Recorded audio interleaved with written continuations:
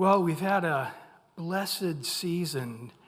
The time we had at the memorial service with Dave Diaz, God's Spirit moved and touched so many hearts. And this last Sunday was a uniquely blessed Sunday morning where God just really was there. His presence was there and really ministered.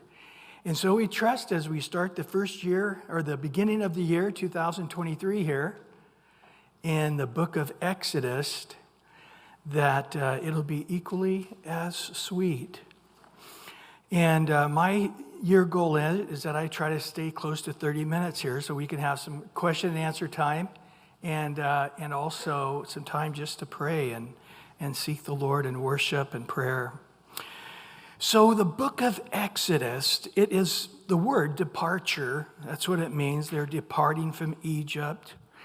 And this is the second book of the Torah. That's the Hebrew word for law, or the Pentateuch. Penta meaning five, the first 5 books, often called the first 5 books of Moses: Genesis, Exodus, Leviticus, Numbers, and Deuteronomy. And so originally, though, it would have just been one continuous big book. All the scrolls would have been together. Now, we're going to learn as we go on to the Pentateuch here, we're going to see that Moses takes these writings and he sets them by the ark.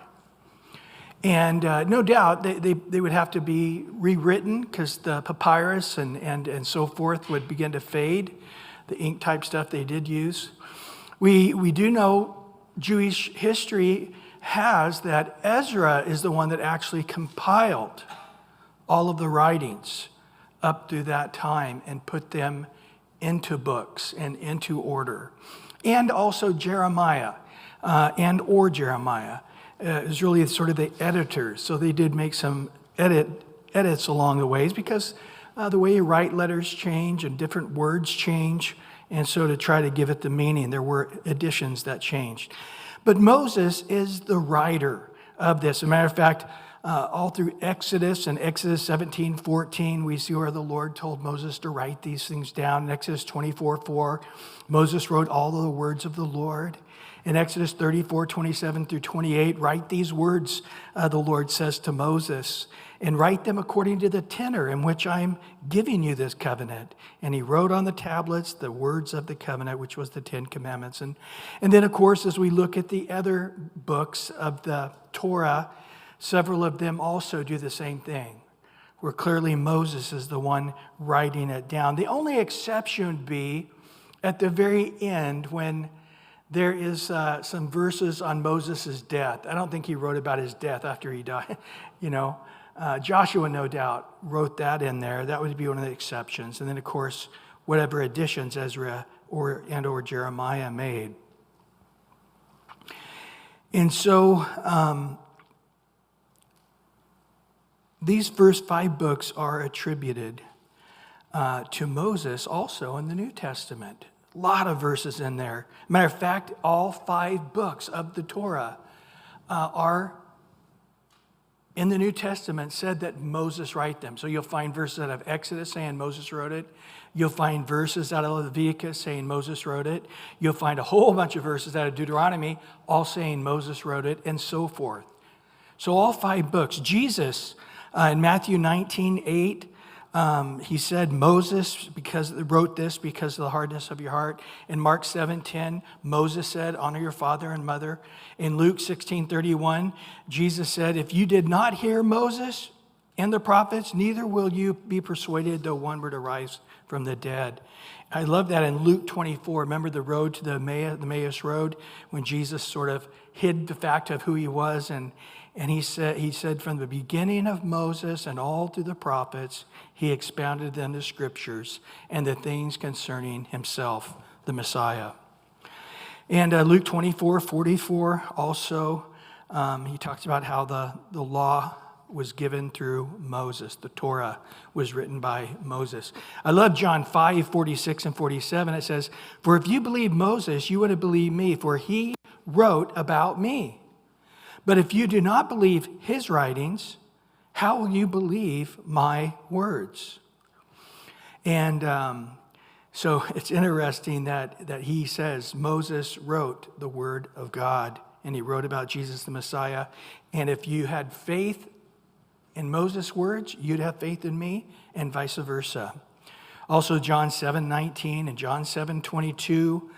And then also others, Paul and Peter and others wrote this too in Acts 3:22. For Moses truly said to the fathers, and he quotes in Romans 10:19, he said, did not Israel know?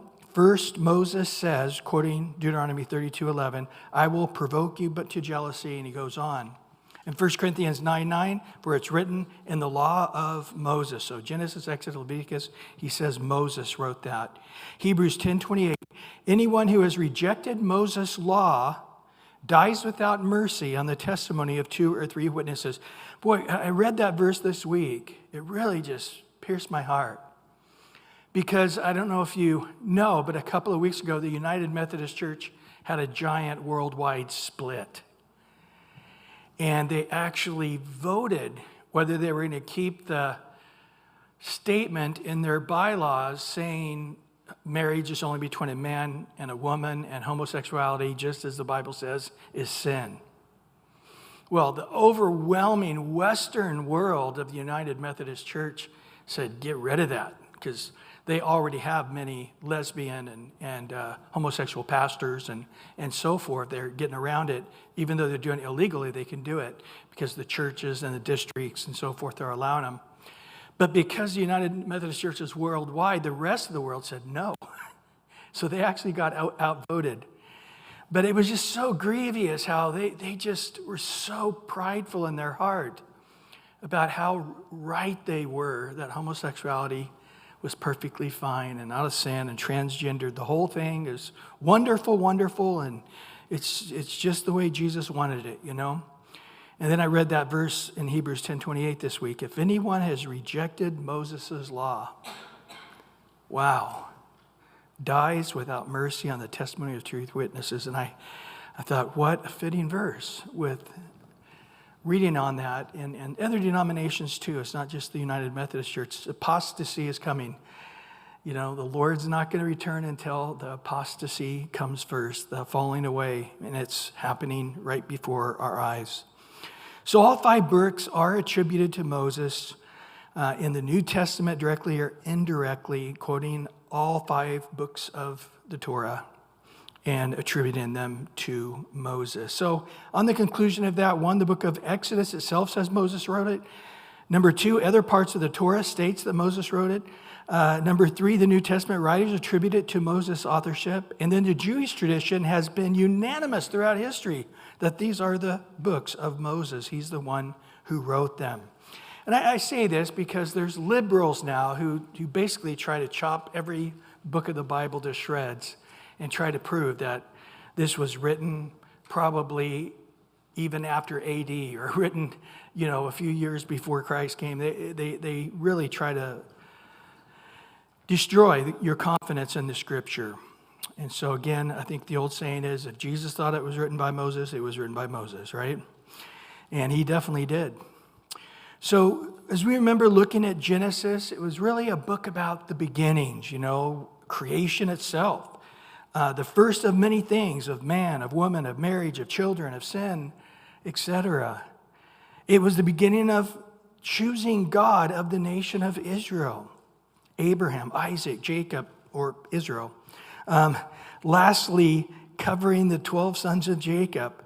And then how it all ended they were all ended up in Egypt. It's interesting, at the very beginning of Abraham's life in Genesis 12, he didn't inquire of the Lord. There was a famine. He went down to Egypt. That was absolutely not God's will. He brought back Hagar and a lot of hardship for him and Israel as a nation to this day. Because of that trip down to Egypt in Genesis 12, he had no business going.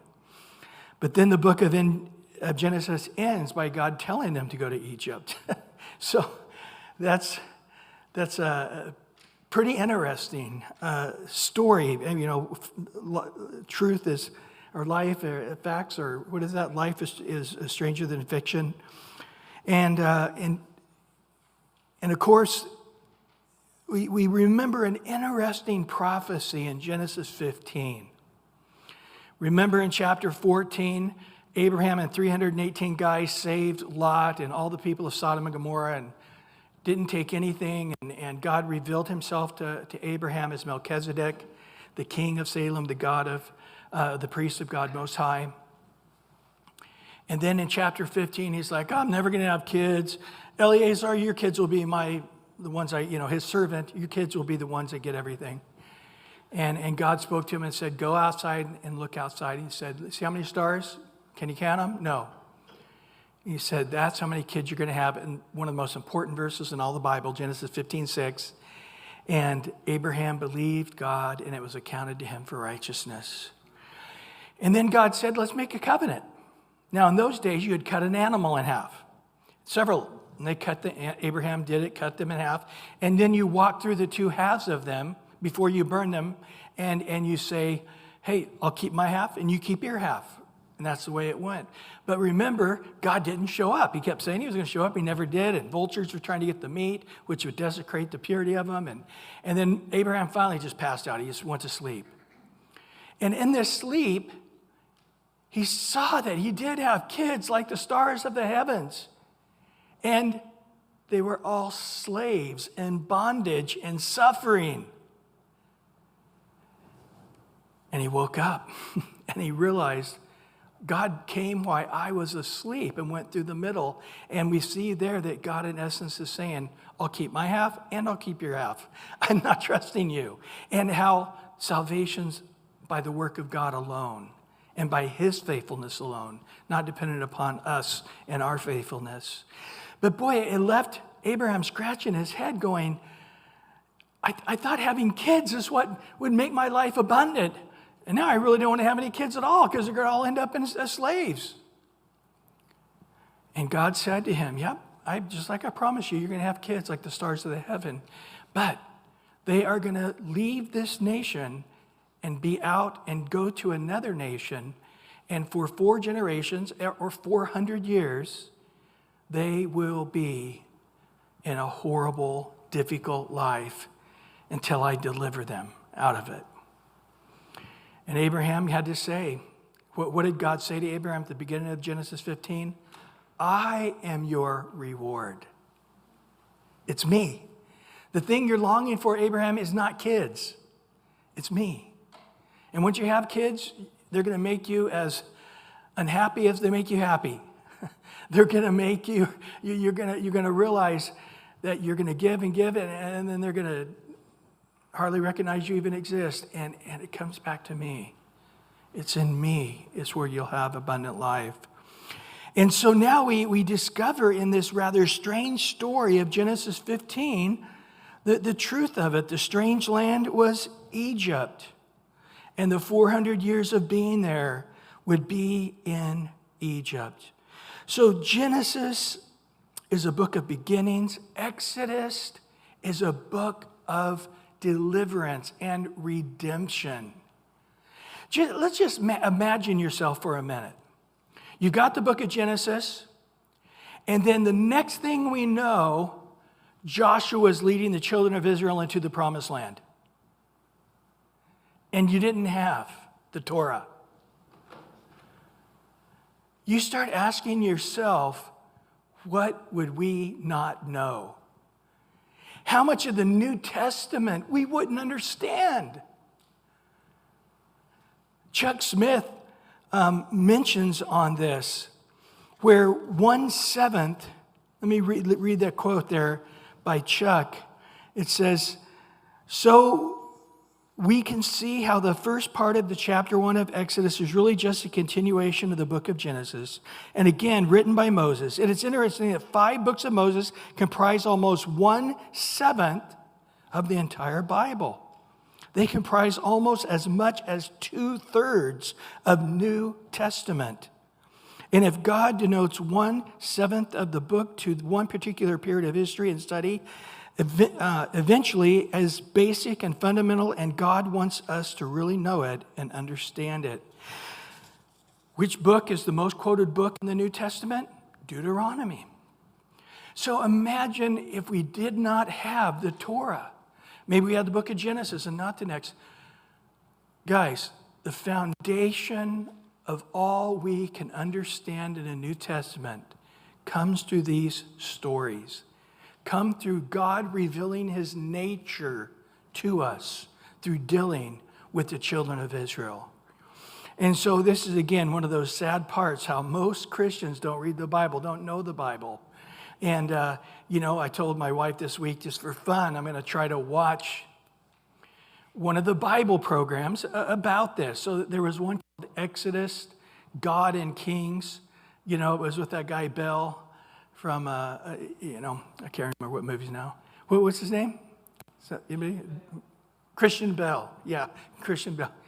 Anyway, I got like 10 minutes into it, and it was like, oh my gosh. Literally, they didn't get one fact right. And it was just so frustrating. And unfortunately, I think a lot of people, their mentality of what happened in the book of Exodus is what they saw in some movie, the Ten Commandments or something, and they might have a gist, but they have a lot of mistaken ideas. And of course, the real essence and power of it is going to come through the details that we're going to study. And so, it's redemption now we're going to learn in the book of Exodus, the book of redemption. Well, let's look at verses 1 through 6. Now, these are the names of the children of Israel who came to Egypt. Each man and his household came with Jacob. Reuben, Simeon, Levi, Judah, Issachar, Zebulun, Benjamin, Dan, Naphtali, Gad, Asher, all those who were descendants of Jacob were 70 persons, for Joseph was in Egypt already. And Joseph died and all his brothers and all that generation. So it's interesting that the order is the order we get in Genesis 35, way back there. Remember, there's several different orders the children of Israel end up getting put into as we study that second part. Remember, the second half of Genesis is really on the life of Jacob and Joseph and his brothers and how they treat. So we would look at these names. If you've been studying through Genesis with us, boy, these names are not just a bunch of words on a page to us, are they? We have several stories now. We have prophecies. We have meat to put to the bones of these names like Judah or Levi or Benjamin. We know about stories on these guys. So what do we have? The very end of the book of Genesis, chapter 50, remember, Joseph was 110 years old, and he died, and they prepared his body to eventually take it back to the land of promise. But it was buried in some fashion. Later, his bones would be taken with him. So he was 17 when he went to Egypt. He was 110 when he died. So that means he was there 93 years. So far, at the end of the book of Genesis, let's just round it off and say they were there about 100 years. And now as we come to the beginning of Exodus, it's about 300 years later. Because they've been a total at this time of 400 years in the land of Egypt, as prophesied out of Genesis chapter 15. And so we've got this list of names, and it just ties right into it. So Joseph died, they buried, prepared his body, getting it ready to take back to the promised land some days. Now, these once again, are the names. So it's sort of an introduction, but a flowing from Genesis right in to Exodus. Now, the question is going to come up, who is the Pharaoh? Which Pharaoh did Joseph know way back at the beginning that gave him such favor? Which Pharaoh did the children of Israel have for the 400 years while they were there? And of course, most importantly, who is the Pharaoh that Moses had to confront at the end? The one that ended up dying in the Red Sea is all they chased with him and his armies, chased them all in. If you didn't know that, sorry for the spoiler alert. But this is a difficult question because there really isn't much information on this. Definitely not in the Bible, especially as we're going to go on and read. I mean, God goes into crazy detail describing some of the heathen kings and talking about how they look, sometimes letting us know if they're right-handed or left-handed and who they killed and their empire and how many chariots they had. I mean, God goes into crazy detail. But here, he gives us no detail. It was just a Pharaoh. Just to mix everything up, if you studied this in the past and you think you had a good idea, well, this last year, they've turned the Egyptian dating system upside down on its head. And they are reshuffling the deck now about which Pharaoh was first, second, and third, and so forth. So whatever I've been studying this last week, way too long in this Pharaoh stuff, it's almost insignificant now. But the Bible itself does not name a Pharaoh. I wonder if if the fact that God is trying to not remember the name is something he's done on purpose. Sort of the obscurity is ironic judgment of God, because these guys, they were famous. These pharaohs, from the moment they were born, they were thinking about how can my name last forever? Building themselves burial chambers and getting gold to put with them and pyramids. And it's interesting that the book of Proverbs and Psalms does talk about this, that God's punishment on certain kings like this Pharaoh here may be that their name doesn't get remembered. Proverbs 10:7, the memory of the righteous is blessed, but the name of the wicked will rot. In Psalms 9, verse 5 through 8, you have rebuked the nations, you have destroyed the wicked, you have blotted out their name forever and ever. Wow. O enemy, destruction are finished forever, and you have destroyed cities, even their memory has perished. But the Lord shall endure forever. He has prepared his throne and for judgment. He will judge the world in righteousness. He shall administer judgment for the peoples in uprightness. Also Psalm 109, verse 15. Let them be continually before the Lord, that he may cut off the memory of them from the earth, talking about the wicked. So it's an important point to say, it seems the Bible purposely is not letting this Pharaoh have praise, even from the negative side of the story, sort of as a part of the judgment of God that he's not mentioned. And as far as the historicity of the story, it doesn't matter. I mean, we're curious creatures, so we really want to know. So it's interesting that there is so much information on this and so lacking information on this. So you have a group of people trying to go into the archaeological records and sort out the various dynasties, and then trying to ask yourself, hey, do we see any archaeological evidence that marks the time when the Hebrews were there? And then we can correlate that with the pharaohs of that time. That's what we want to do, right? But it's very difficult. Typically, when kingdoms suffered in battle greatly, you'd hear nothing about that battle. Now, if they were victorious, you got volumes on it. Often, kings, the time they got the throne, they wanted their name alone to be known. They do everything they could to destroy the name of the previous king. We have in Babylon the entire palace that Nebuchadnezzar built. Every brick had his name on it. Because it's like you can tear down this whole thing and my name is still going to be found. So it is interesting that there's a number of reasons why. We're going to discover today that one whole kingdom disappeared and a whole new kingdom started.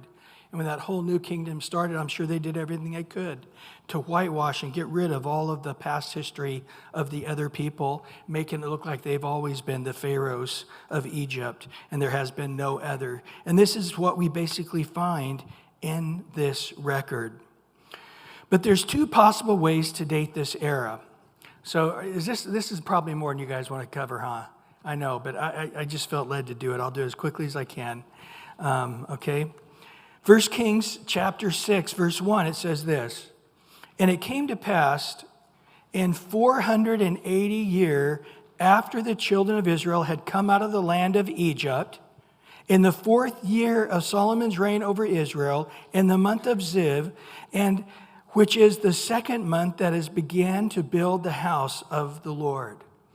So they barely started building the first temple of Solomon, and they make a note that they left the land of Egypt 480 years earlier.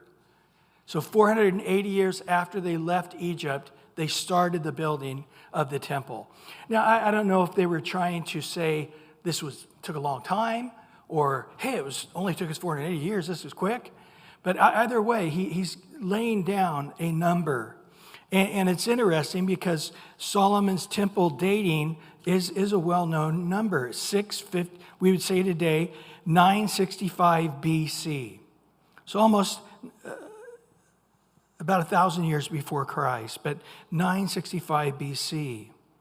And so when we look at Moses' last Pharaoh, not first Pharaoh, sorry, typo in there, last Pharaoh, and then you tag on 880 years previously, so we go backwards, that would take us to the year 1445 BC. And who would be what Egyptian era would that be? It would be that of Amenhotep II. Amenhotep II, who was the 7th Pharaoh of the 18th dynasty. Now, during this time, the Egyptian history indicates a sudden lack of military action by Amenhotep II, beginning in 1446. Wow. So these seem to parallel. A fact that would be consistent with the loss of nearly the entire army at the end of the Red Sea. We know they were all destroyed in Exodus 14.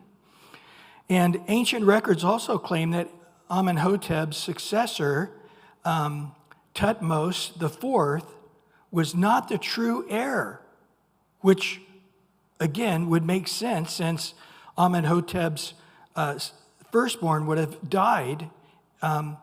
As we know, that the firstborn child died if they didn't put blood on the door of the post of the house, which then would make sense why the heir wasn't his son going to the next stage.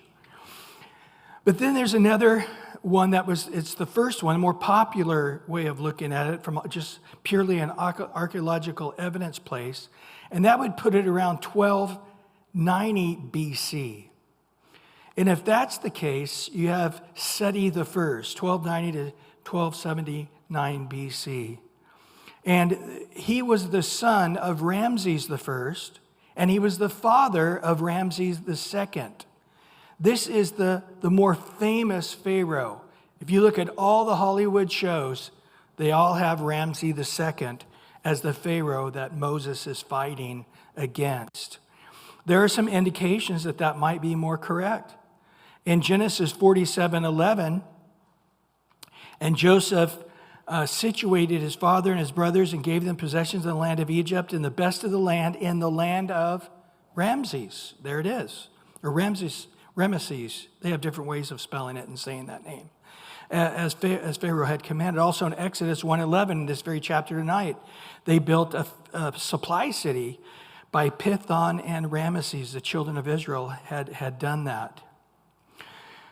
In GodQuestions.com, they have a whole lengthy article on this, but their takeaway was it was unlikely to have been Ramesses, despite Hollywood's fondness for that figure.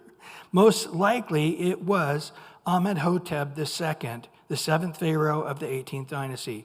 But it also might be Neferhotep, the first of the 13th dynasty, or less probably Tutankhamun. Some are now putting that name forward. So, besides the lack of certainty of which Pharaoh we're dealing with, there are some clear, significant archaeological finds in Egypt and also in Canaan. In Egypt has been discovered a mud and straw bricks are featured in some pyramids. We're going to cover this in Exodus 5, where Pharaoh gets mad and takes the straw away, but orders them to keep making the bricks, but they don't have enough straw. a fact that congruent with the writings after the evidence of the ascetic people enslaved in Egypt. Number 2, objects described as rods and staffs used by the court advisors, which look like snakes. Remember, we're going to cover that story in Exodus 7, where they throw down the snake, or throw down the rod, and it turns into a snake. And then Ippur papyrus depicts the time of trouble in Egypt, and this is how it reads. Plague stalked through the land, blood is everywhere, nay, but the river is blood, gates, columns, walls are consumed with fire. The son of the highborn man is no longer to be recognized. The strange people from outside are coming to Egypt, nay, but corn has perished everywhere. Archaeologists have discovered evidence of a large slave town called Kahun. It shows evidence of a hasty desertion, including the abandonment of household possessions and implements, like we're going to discover in Exodus 12. They went to the Egyptians and they all gave them their wealth as they left the land. Also in Kahun, the same area, they had an area of mass infant burials. Remember, Pharaoh ordered all the children to be murdered. So this again are archaeological finds. In the city of Canaan, right on the timeline there, they have evidence of warfare consistent with conquest depicted in the book of Joshua. That's a later date. What do other people think? John MacArthur, he's a good Bible guy. People respect what I have to say. Well, he goes with the first one, the 1 Kings 6 more. He says Moses would have been born about 1525 BC, so 80 years old in, there it is, 1445 BC. That would be consistent with the temple being built 480 years later. He became learned in all the wisdom of the Egyptians. This is Moses out of Acts 7. While growing up in the courts of Pharaoh, Thutmose the first and the second, and Queen Hatshepsut. Queen Hatshepsut was sort of a co-regent for a time, and she could have very well been the one who took Moses out of the basket. Again, sorry for the spoiler alerts there. But John MacArthur goes on to say he was a self-imposed Midianite exile during the reign of Thutmose III and another 40 years, that'd be Acts 7:30, and returned at God's direction to Israel's leader early in the reign of Amenhotep II, the Pharaoh of the Exodus. And J. Vernon McGee has a different one. He goes with the other one. We're talking about another name of the Hycosis, which he believes was the Pharaoh during Joseph's first stay. They were actually shepherd kings. They were a nomadic people that settled in Egypt in the 15th to the 17th dynasty, and later was overthrown by a military leader, Amasis, and overthrew the Hycosis kings and disposed them and made them Pharaoh. And so it would have been, and J. Vernon McGee would have put Ramesses II, like the Hollywood group does, as the Pharaoh of that time. Well, that's it on that. Exodus chapter 1, verse 7. But the children of Israel were fruitful and increased abundantly, multiplied and grew exceedingly mighty, and the land was filled with them. God's amazing. I don't think anybody could put this many words of emphaticness in one sentence. Look at this. Fruitful, increased, abundantly, multiplied, grew, exceedingly, mighty, and the land was filled with them. I mean, can you believe this verse? And it's correct. In other words, he's saying that he really stepped on the gas, causing the population boom.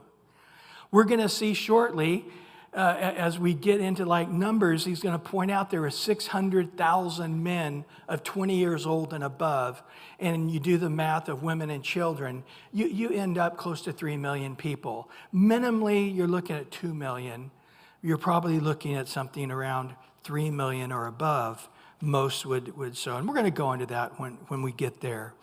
But remember, this is saying God promised what he said he would do to Abraham, Isaac, and Jacob. Remember, like in Genesis 15:5, He brought him outside and said, look now at the star towards heaven and count the stars. If you're able to number them, he said, so shall your descendants be.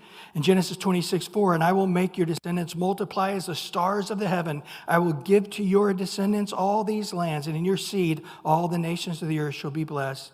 In Genesis 28:14, also your descendants shall be as the dust of the earth. You shall spread abroad to the west and the east, to the north and the south, and you and your seed and all the families of the earth shall be blessed. Well, in verse 8 now arose a new king over Egypt who did not know Joseph. Now, this may seem just like a very casual verse to you, but it's very interesting when you look at the best commentary on the Bible. You guys know what that is, right? The Bible. Notice Stephen, when he's giving a sermon at his judgment by the Pharisees and so forth, the Sanhedrin, he records, he's given his account of the whole history of Israel, and he says something interesting there. In Acts 7:18, he said, and till another king arose who did not know Joseph. Now, what's significant about this is we just read in Exodus, and a new king came. That sounds like, oh, there's somebody else. No, that happens all the time. But in Acts 7:18, he uses a unique word for another king. You see, in the Greek, you have two words for another. You have the word heteros, which means one of a different kind. So if I hand you a cup of coffee and you take a sip and I watch your face go, ugh, too strong, I don't like it, and you set it down, and I'll say, do you want another? And I use the word heteros, it means no coffee, but like tea or water. So do you want something different to drink? Then there's the other Greek word, allos. And this word is one of the same kind. I see you finish the cup of coffee really quick and you set it down, and I'm like, would you like another cup of coffee? I use the word allos. Well, Stephen uses the word heteros, which means one of a different kind. If you look at the Greek word, it literally means a fresh new type, something other than what you've previously had. Where else do we find a verse on this? Isaiah 52, verse 4. For thus says the Lord God, my people went down at first into Egypt to dwell there. Then an Assyrian oppressed them without cause. Now this is radical because he says this new Pharaoh was actually an Assyrian. Now, as we look at the Egyptian culture during the time of Joseph, remember it says, and Joseph was put into the house of Potiphar, who was an Egyptian. It was almost like, why would you have to say that? Unless there was such a mixture, the odds of you getting an Egyptian wouldn't have been high. There wasn't that many actually Egyptians in Egypt at this time. There was a conglomerate of all kinds of other people. Now, we do know during the time of Ramses II, they had a huge fight with the Hittites. That was a constant battle, and they were worried about them. But again, an Assyrian could have came in there and been one of the leaders of the Hittite armies. I mean, we don't know what happened. Now, was Isaiah talking literally? Because at the time Isaiah, the Assyrians had just destroyed not Judah and Benjamin and Jerusalem, but the rest of Israel were just devastated by the Assyrians. So is he sort of calling Pharaoh an Assyrian? Sort of like we would call somebody a Hitler? You know, oh, that guy's a Hitler. And we're basically, not literally, he's a Nazi from the Nazi party, but we're just saying, we all understand when we say Hitler, that's like the worst possible leader. Is that the way Isaiah is writing that? He's saying, oh, yeah, that first Pharaoh, he was like an Assyrian, just the worst possible type of leader you can imagine. Or was it something specific? So what I think happened during that 400-year period, at the end of that time, maybe at the end of 300 years or 200 years into it, there was just a complete takeover of Egypt from a completely different people. And during that time, only those who were a part really of the Egyptian empire were fighting. Everybody else was just sort of on the sidelines while you had this coup go on. And it was a completely different group of people because they did not know the history of Egypt. They didn't understand how greatly Joseph and the Hebrews blessed Egypt and saved Egypt. Because when that first group of Egyptians, history went on, and man, the Hebrews, who are these people? Well, Joseph, the first Hebrew here, man, he saved our lives. He saved the world's life. And we honor those Hebrews. But then something happened where, no, we disdain those Hebrews, and they put them into slavery. It was a completely different type of Pharaoh that ruled in that season. Well, in verse 9 through 12, and he said to his people, look, the people of the children of Israel are more and mightier than we. Come, let us deal shrewdly with them, lest they multiply. And it happened in the event of war that they also join our enemies and fight against us, and so go up out of the land. So they realized, man, there's so many of these guys. There's so few of us in comparison that if those millions of people who are treating horribly decide to join our enemy, we're toast. There's no way we can win. Just if the uprise of the people in our land. Therefore they set taskmasters over them to afflict them with their burdens, and they built for Pharaoh supply cities of Pithom and Ramses. And the more they afflicted them, the more they multiplied and grew. Boy, there's a whole insight story in there, isn't it? Like James 1, rejoice in those trials, right? And they were in dread of the children of Israel. So they put people over there just trying to break them down physically where they would have no strength and maybe not have sex and not have any more kids, or just break them down physically. If they did try to fight with the enemies, they wouldn't be physically strong enough to really do any damage against them. But again, James 1 does say, my brethren, count it all joy when you fall into various trials. Why? Because the more they were in trials, more they were afflicted, the more they multiplied and grew. Isn't that what happens in trials? We grow. Knowing the testing of our faith produces patience. Let patience have its perfect work, that you may be perfect, complete, lacking nothing. So God does use that trial period of our life. Just stop for a moment and just think about this. 400 years in Egypt. That's twice the length of time our country has existed. But imagine you grow up in slavery. You watch all your aunts and uncles and grandparents and parents, and then your kids are slaves and they're beaten by taskmasters. Think as a parent watching your own child getting beat by a taskmaster, or you're watching your elderly dad getting beat by a taskmaster, or your mom getting kicked to the side. What a trial that would have been. Well, finishing up this chapter tonight in verses 13 to 22. So the Egyptians made the children of Israel serve with rigor. Boy, what a description. They made them serve, and it was just rigorous. And they made their lives bitter and hard in bondage and mortar and brick and in all manner of service in the field. And all their service in which they made them serve was with rigor. Then the king of Egypt spoke to the Hebrew midwives, and of whom the name of the one was Zipporah, and the name of the other was Puah. I knew her brother, Winnie the Pooh. Anyway, and he said, "When you do the duties of the midwife for the Hebrew woman, and see them on their birth stool, if it is a son, then you shall kill him. But if it is a daughter, then she shall live." But the midwives feared God. They did not do as the king of Egypt commanded them, but saved the male children alive. So the king of Egypt called the midwives and said to them, "Why have you done this thing and saved the male children alive?" And the midwives said to Pharaoh, "Because the Hebrew women are not like the Egyptian women. They are lively and give birth before the midwives can get to them." Therefore God dealt with all the midwives, and the people multiplied and grew very mighty. And so it was because the midwives feared God that he provided them households for them. They had their own children and ended up having their own homes. So Pharaoh commanded all his people, saying, every son who is born to you shall be cast into the river, and every daughter you shall save alive.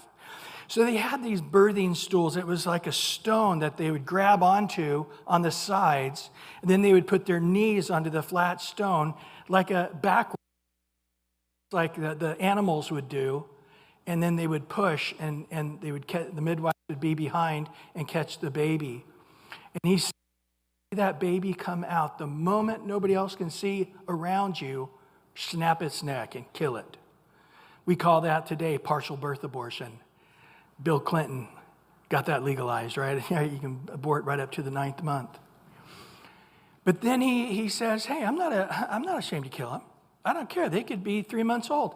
Soon as we know there's a boy there, it's getting chucked into the Nile River and ate by the crocodiles.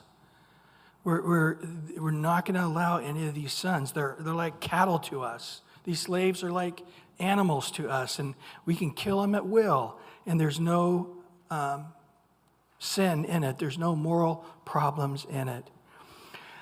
And so they lied to Pharaoh, saying, oh, they gave birth too quick. Now, some people have a hard time with that, going, God bless them for lying. Yes, because when two absolutes collide, you need to do the greater good. So killing a baby or lying to a king, you're not doing the lesser evil. I'm doing the lesser evil, lying. No, you're doing the greatest good. Corrie ten Boom and her sister had this argument because her sister believed that if Nazis knocked at the door as they were hiding Jews in their house, that her sister believed you always had to tell the truth no matter what. And so Corrie and her dad said, don't ever answer the door then. Because are there Jews here? Yes, there are. And she just trusts the Lord to work it all out.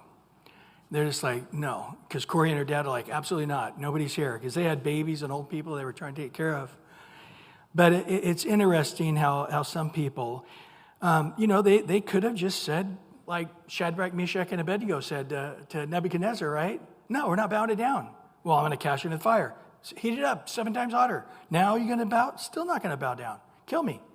They could have said that. Hey, I don't care what you say. I don't care if you are Pharaoh. We're not going to kill any babies. Whether they're slave babies or any babies. We're not going to kill them. You're nuts. And get killed by Pharaoh. But they didn't choose that. They thought, we'll just get replaced until they find somebody who will do it.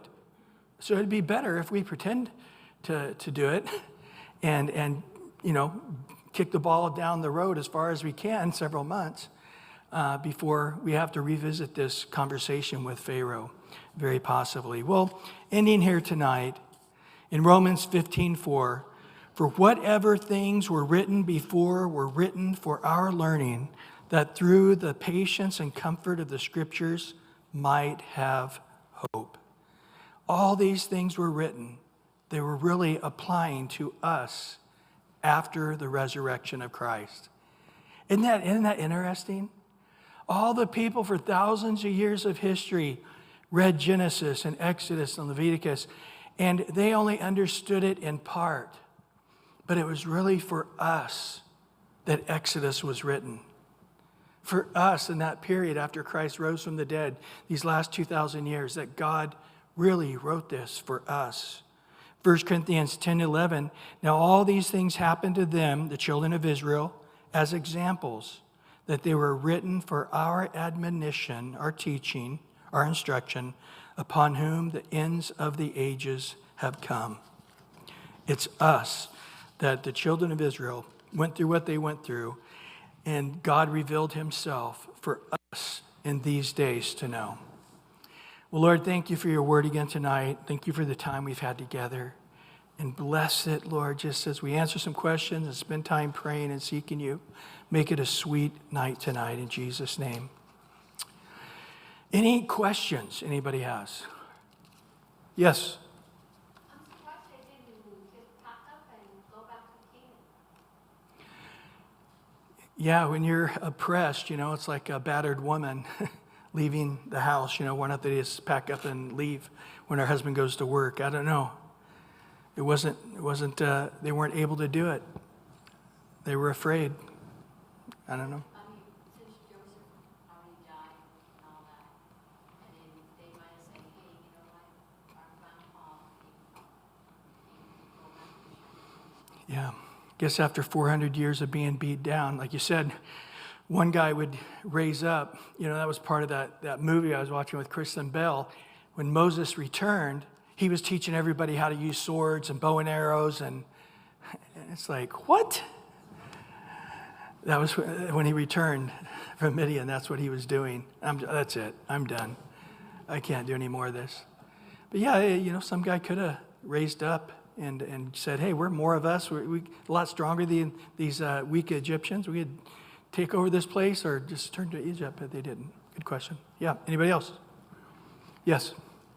What's the 70 and often you read 75? Yes. I actually studied on that again this week. We covered that in Genesis 47 when they used the 70 number then. And it goes into quite a bit of detail on how to... His wife and his 2 sons. Yeah. That makes it 74. Well, the reason Stephen in Acts said 75 rather than 70 is because he was quoting the Greek Septuagint. Okay, thank you. And in the Greek Septuagint, they have 75, even in Genesis 47, and also in Exodus 1. They all have 75 rather than 70. Now, there's a number of reasons why that number is. You know, some of them say because Joseph was already in Egypt and they weren't being counted. There's a number of ways of looking at that. But in the addition, probably of Ezra or Jeremiah, they very possibly could have changed that number as well. And the point she brought about the Egyptian, not the Egyptian, the Israelite maybe like getting upset and we're leaving. Mhm. It doesn't really work like that. As you know, the Jews in Germany, when they were getting kicked around by the German, Mm-hmm. not many left. No. They got killed not more than Yeah. that because Mhm. I mean, this is your house. This is where you're supposed to live. A few people left, we know, they went to different countries, but the majority stayed where they Yeah. were from. Yeah. And they got kicked, they got killed, So it's not easy to leave, and go somewhere. That's the way I Yeah. look at it. Yeah, there's been psychological studies on this, the whole basis of why did the Nazis do what they did. And there's books written on it, there's movies made. It's really interesting. Yeah. Another quick thing, if you lay down in the desert and looking at the sky, Yeah. how many stars can you count about? It depends on what time of the year, but about 3,000. Yeah. It's about 3,000 to 5,000. Yeah, it depends, about 3,000 to 5,000, depends on what time of year. So, The reason I know is I've counted every month of a year for it's just fun that when God says Abraham, count them. count them, He could have, he could. or he wasn't very good at math, and God knew that. What I'm saying is, Abraham is such an example of faith. Yeah, To me, at least, it's incredible yeah, how faithful he was, and the struggles of being Mm-hmm. a person like us. yeah. Yep, it's a beautiful story. Well, any other questions? Yeah. Pastor Bryan, have any researchers ever made a correlation, a connection between how the Pharaoh killed the first, or I should say the male children, and allowed the females to live? And then in more modern times,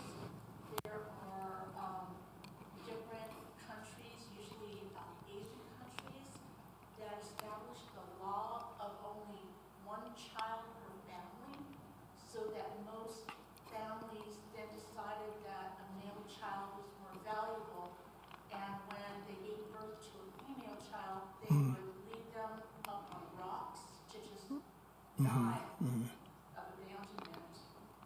Yeah, that was China for a couple of generations that did that, and they've regretted it ever since. But yeah, I mean, we can just think about it and speculate on it, but clearly the threat was the military. So the men were the military threat. That was their main concern. So women can stay, but we need to kill off the men.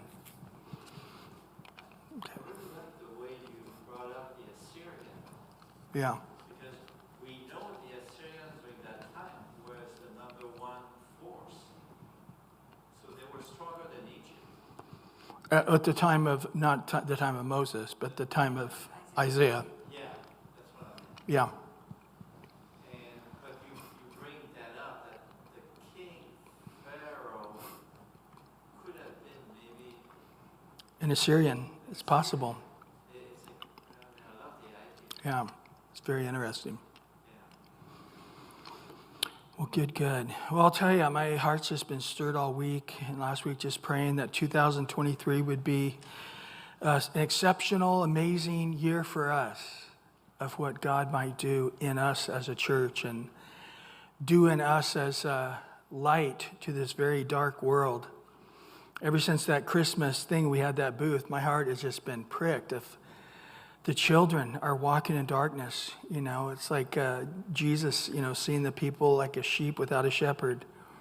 And they are just in darkness. And they are so ready to come to the light. But somehow, how do we reach them? How do we get into the homes? How do we reach? So it's going to have to be a mighty, amazing work of God, like the woman at the well or something. So we got that to pray about, and just God continually growing us individually as believers and as disciples. Amen?